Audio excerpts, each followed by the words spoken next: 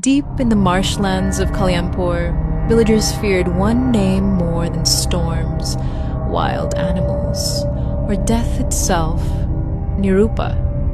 Not a ghost, not a witch, something older, something that did not belong to the world of the living or the dead.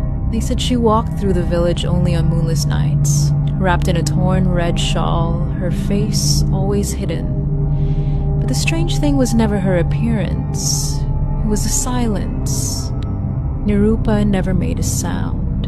Not while moving, not while turning, not while breathing.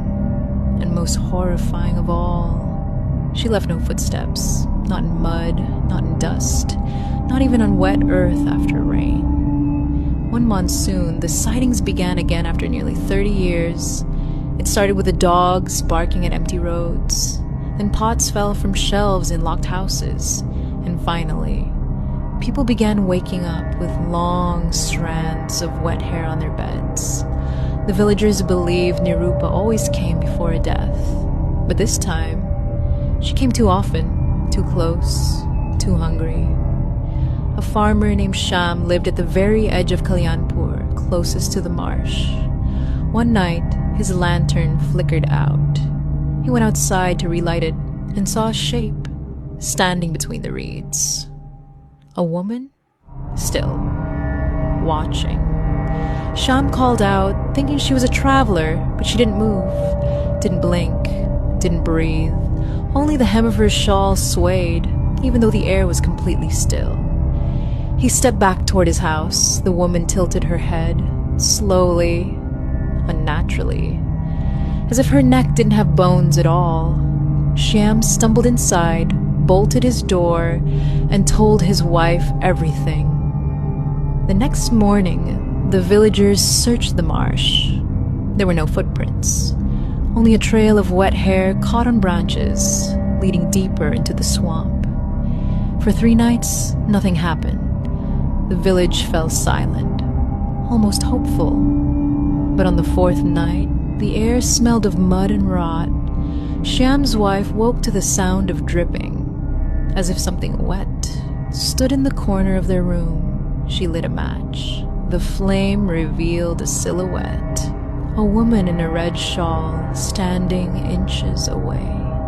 Her face was hidden, but the shawl was soaked, dripping onto the floor, forming a puddle that reflected a face with empty, hollow eyes. Before she could scream, the match died. The next morning, Shyam's house was empty. Both were gone. No struggle, no blood, no signs of escape. Just wet hair on the bed and the floor, bone dry, as if nothing had dripped at all. From that day onward, villagers avoided the marsh completely, but Nirupa's sightings only increased. People saw her walking down the main road at midnight, standing behind closed windows, leaning near sleeping children, always silent, always leaving no trace. Some said she was once a woman drowned in the marsh, searching for the family she never found. Others believed she was the spirit of the swamp itself, a guardian that had forgotten what she was supposed to protect. But the elders whispered a different truth.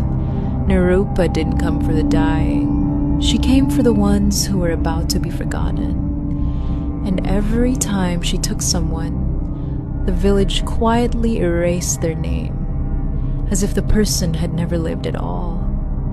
What remains certain is this: on moonless nights in Kalyanpur, a woman in a red shawl still roams the silent roads, walking without footsteps, searching for those whose memories are fading. And when she finds someone, their footsteps disappear too.